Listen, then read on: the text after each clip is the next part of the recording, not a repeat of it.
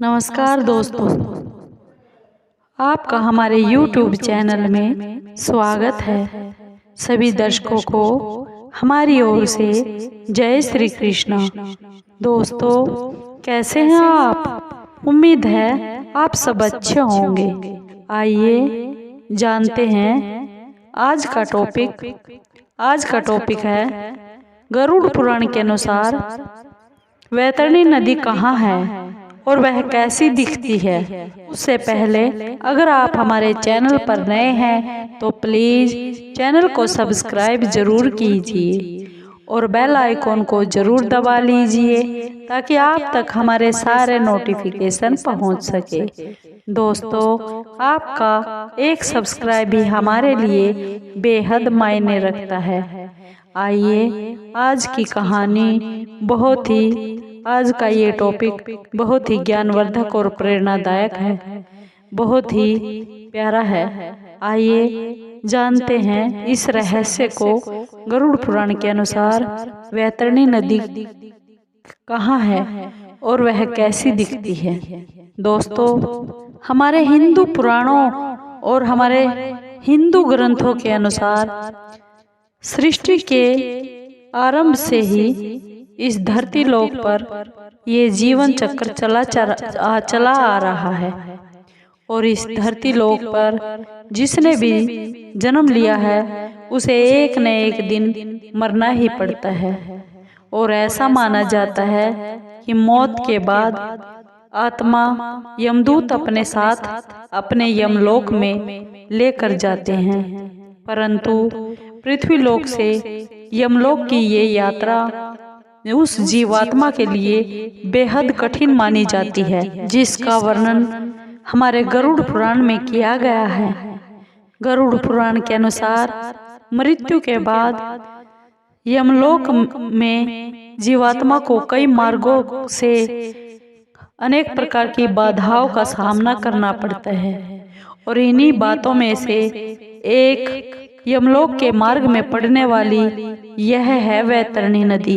दोस्तों, ऐसा भी माना जाता है कि पुण्य आत्मा जिसने अच्छे कर्म किए हैं, सत्कर्म किए हैं, वह तो इस नदी को बहुत ही आसानी से पार कर लेते हैं, लेकिन जो पापी आत्मा है, जिन्होंने बहुत बुरे कर्म किए हैं, वह इस नदी में बहुत तरह की यातनाओं को झेल कर आगे जाना पड़ता है। और वैतरणी नदी उन जीवों के लिए बहुत ही दुखदायी और कष्टकारी है। गरुड़ पुराण के धर्म कांड के अध्याय में इस कथा का वर्णन किया गया है।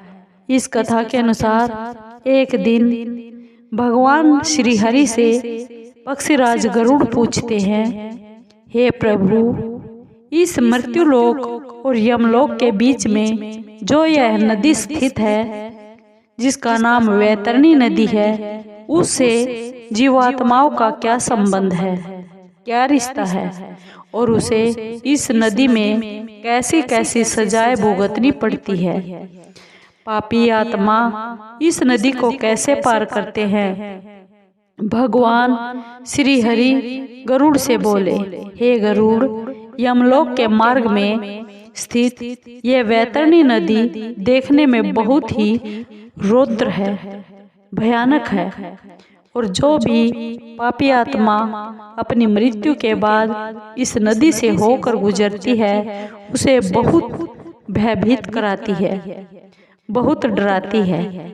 यह महाभयानक नदी खून रूपी जल से भरी हुई है और इतना ही नहीं, यह नदी मांस कीचड़ से भी भरी हुई है। यह नदी पापी जीवात्माओं को देखकर कई तरह के अपने डरावने रूप धारण कर लेती है। पापी आत्मा को वैतरणी नदी में प्रवेश करते ही इस नदी का खून रूपी जल उबलने लगता है और इस नदी का खून रूपी जल कीटाणुओं और वज्र के समान सूंड वाले जीवों से भरा है। साथ ही इस नदी में बहुत घड़ियाल, मगरमच्छ और इनके जैसे ही बहुत से हिंसक और मांस खाने वाले जलचरों से भरी हुई है। और नदी में जैसे ही पापी आत्मा का प्रवेश होता है, वे 12 सूर्य की गर्मी के समान तपने लगती है। उससे उस महाताप में वे पापी आत्माएं चिल्लाती है और करुण विलाप करने लगती है।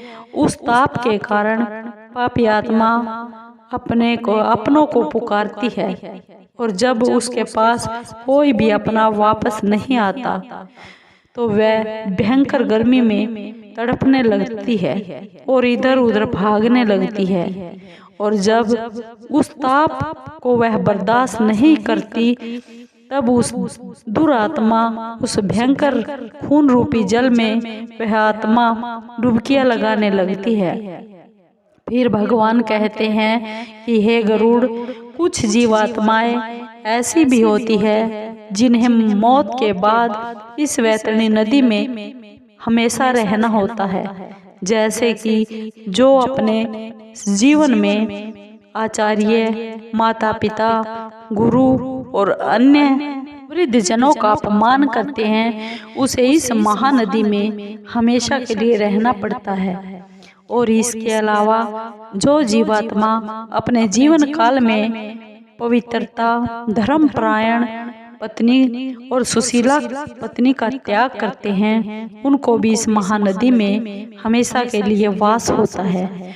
और साथ ही जो जीवात्मा जीवित रहते हुए अपने मित्र, स्त्री, बालक, तपस्वी, स्वामी और वृद्ध का वध कर देते हैं, वे भी इस महानदी में गिरते हैं। इसके अलावा आग लगाने वाला, मद्य पीने वाला यानी शराब पीने वाला, जहर देने वाला, यज्ञ का विध्वंस करने वाला और राजपत्नी के साथ गमन करने वाला, कथा में बाधा डालने वाला, चुगलखोर और स्वयं दान की वस्तु का अपहरण करने वाला, खेत की मेड़ और बांध को तोड़ने वाला, दूसरों की पत्नी को प्रदर्शित करने वाला और कन्या के साथ दुष्कर्म करने वाला, मांस भोजी ब्राह्मण और शूद्र, ये सब मरने के बाद इस वैतरणी नदी में वास करते हैं। इन सब के अलावा पापी, अहंकारी, अपनी झूठी प्रशंसा कराने वाला, गर्भपात कराने वाला वैतरणी में निवास करता है। परंतु इन पापी जीवात्माओं में जिसने मकर की संक्रांति और करक की संक्रांति, सूर्य ग्रहण, चंद्र ग्रहण, संक्रांति, अमावस्या और अपने पुण्य काल में आने पर बहुत श्रेष्ठतम दान किया हो, उसे इस एक निश्चित समय के बाद इस नदी से, वैतरणी नदी से यमदूत निकाल कर ले जाते हैं।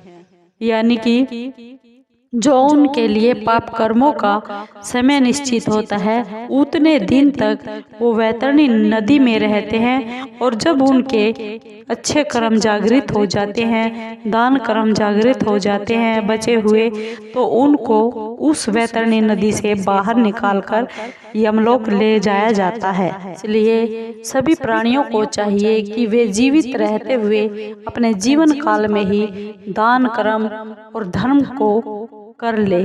इसके अलावा जो जीवात्मा जीवित रहते हुए ब्राह्मणों को गौ का दान करता है और उसे इस नदी की यातनाओं और कठिनाइयों से मुक्ति मिल जाती है। इसलिए हिंदू धर्म में मृत्यु से पहले गौ का दान करवाया जाता है।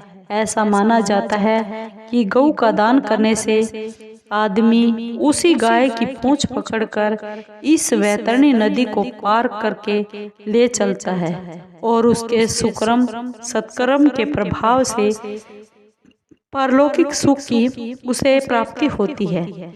इसलिए दोस्तों, हर मनुष्य को यह चाहिए कि वह अपने जीवन काल में ही बहुत धर्म और दान करे।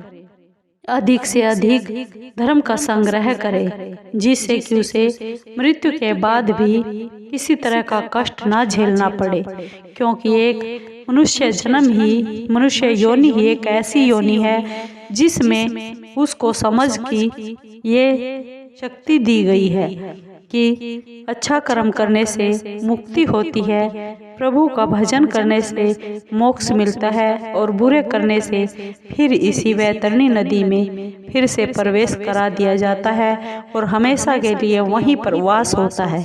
इसलिए हमें अच्छे कर्म करने चाहिए ताकि हम यहाँ थोड़े से सुख के लिए अपनी पारलौकिक यात्रा को कष्टमय और दुखमय ना करें। दोस्तों, आपको ये वीडियो कैसी लगी? अगर आपको ये वीडियो अच्छी लगी हो तो प्लीज़ चैनल को सब्सक्राइब ज़रूर कर लीजिए और वीडियो को लाइक कीजिए, शेयर कीजिए और कमेंट ज़रूर कीजिए, ताकि आप तक हम और भी अच्छी अच्छी कहानियाँ और टॉपिक ला सके और रहस्यमयी ये बातें ला सके।